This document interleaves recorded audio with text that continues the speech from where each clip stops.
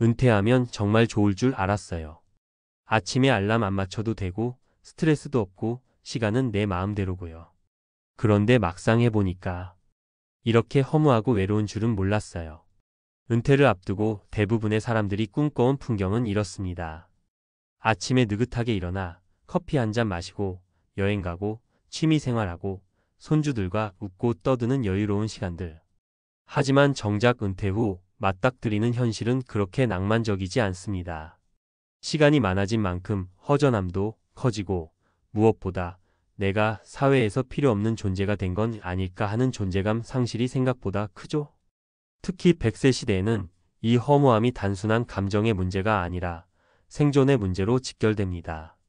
60세에 은퇴하고 100세까지 산다면 앞으로 40년을 직업 없이 살아야 하는데 준비가 되어 있지 않다면 이 긴 시간은 무서운 고통이 될 수 있습니다.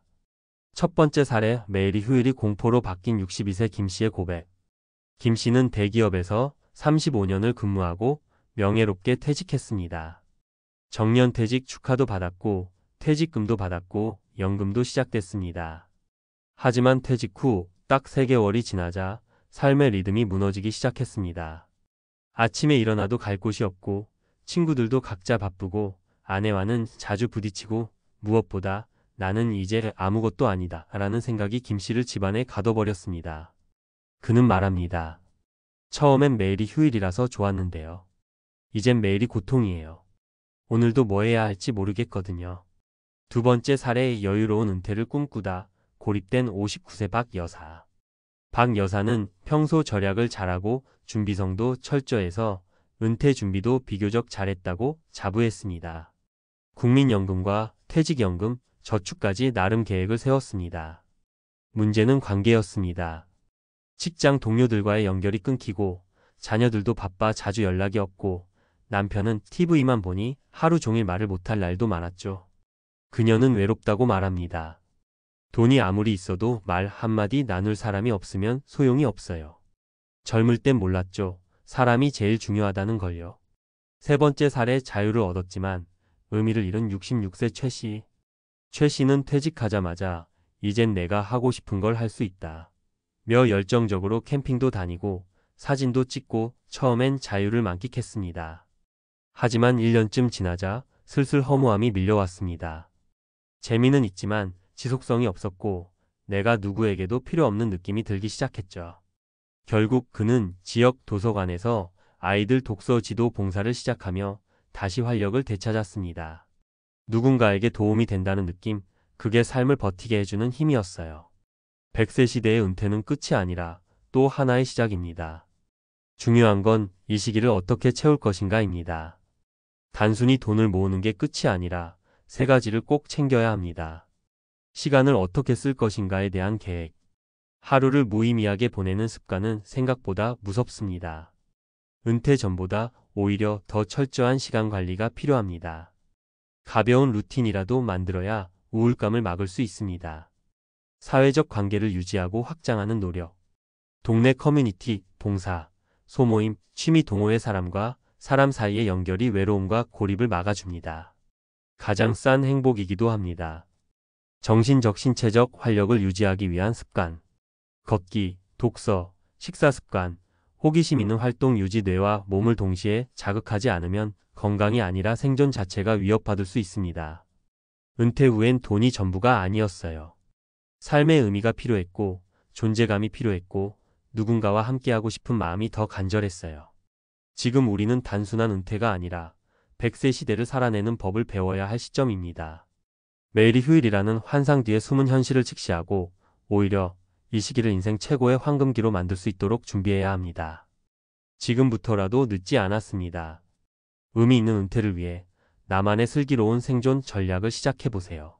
이번에는 전문가적인 시각에서 100세 시대의 슬기로운 은퇴 생활을 위해 반드시 구체적으로 준비해야 할 핵심 요소들을 실제 행동 전략 중심으로 정리해서 이어가겠습니다. 단순한 조언이 아닌 바로 실천할 수 있도록 현실적이고 구체적으로 설명드릴게요. 많은 분들이 노후 준비는 결국 돈만 잘 모으면 된다라고 생각하곤 합니다. 맞는 말이지만 절반의 진실입니다. 100세 시대는 단지 오래 사는 것이 아니라 오래 견뎌야 하는 시대입니다. 그러기 위해선 세 가지 관점 돈, 시간, 관계에서 구체적이고 지속 가능한 전략이 필요합니다. 1. 은퇴 후 월 지출 구조를 정밀 점검하라. 100세 시대 생존 재무 설계의 시작.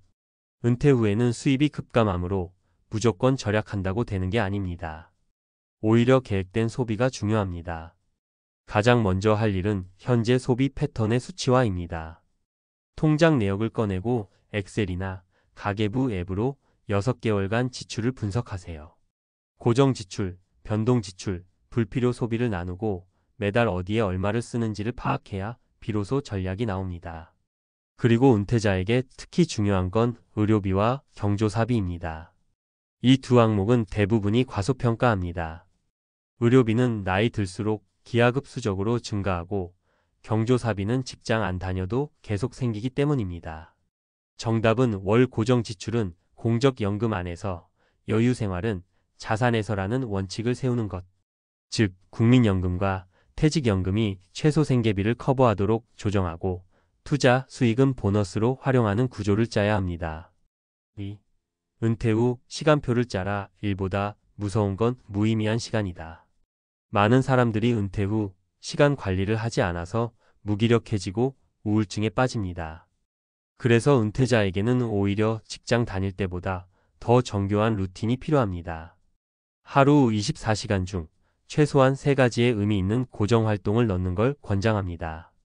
예를 들면 아침 7시 걷기 운동 1시간, 오전 10시 평생학습 강좌 수강, 오후 도서관 자원봉사, 오후 3시 유튜브 운영, 블로그 글쓰기, 작은 텃밭 가꾸기 등 나만의 콘텐츠 생산. 이 루틴은 존재감과 성취감을 줍니다. 단순히 시간을 보내는 것이 아니라 시간을 경험하게 해주는 구조를 만드는 것이 핵심입니다. 특히 70세까지는 생산적 루틴에 초점을 두고 그 이후에는 관계 중심 루틴으로 바꾸면 좋습니다. 3. 사회적 고립은 조용한 건강 파괴자다.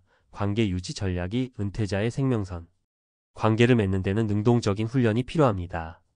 퇴직과 함께 인간관계가 줄어들기 시작하면 외로움은 빠르게 뇌 건강에 영향을 미칩니다. 실제로 하버드 의대 연구에서는 고립된 사람일수록 치매 발병률이 높고 사망 위험도 50% 이상 증가한다고 밝혔습니다. 그러므로 은퇴 전에 반드시 3가지 네트워크를 설계하세요. 가족 네트워크, 자녀에게 의존하는 게 아니라 일정한 거리감을 유지한 소통 전략 필요. 너무 자주 의존하면 갈등 유발. 취미 네트워크, 독서 모임, 동호회, 체육활동, 자원봉사 등 주기적으로 얼굴을 마주하는 모임을 하나는 유지해야 합니다. 지역사회 네트워크, 마을 커뮤니티, 복지관, 노인회관 같은 시스템을 활용해서 로컬 기반 관계망을 확보하세요. 관계도 자산입니다. 누구랑 이야기하느냐가 그 사람의 행복 수준을 좌우합니다. 게다가 이 관계망은 비상시에 여러분을 도와줄 인프라 역할도 합니다. 전문가의 조언 요약. 은퇴는 마무리가 아니라 또 하나의 긴 프로젝트입니다. 은퇴 직전 5년은 마지막 골든타임입니다. 이 시기 동안 돈, 시간, 관계를 구조적으로 정리해야 합니다. 막연한 기대가 아니라 구체적인 계획을 세워야 후회 없는 노후를 보낼 수 있습니다. 지금 은퇴를 앞두고 계시다면 2가지 질문만 던져보세요. 나는 매달 고정 지출이 얼마이고 연금으로 그 금액을 감당할 수 있는가? 하루에 몇 시간이나 나만의 의미 있는 일로 채워질 수 있는가? 이 2 질문에 선명한 답을 만들 수 있다면 당신의 은퇴는 성공적인 방향으로 가고 있습니다. 은퇴 후 매일이 무의미한 휴일이 아니라 살아있는 하루가 되도록 지금부터 준비하세요. 슬기로운 은퇴는 끝까지 배우고 연결하고 움직이는 사람에게만 허락된 특권입니다.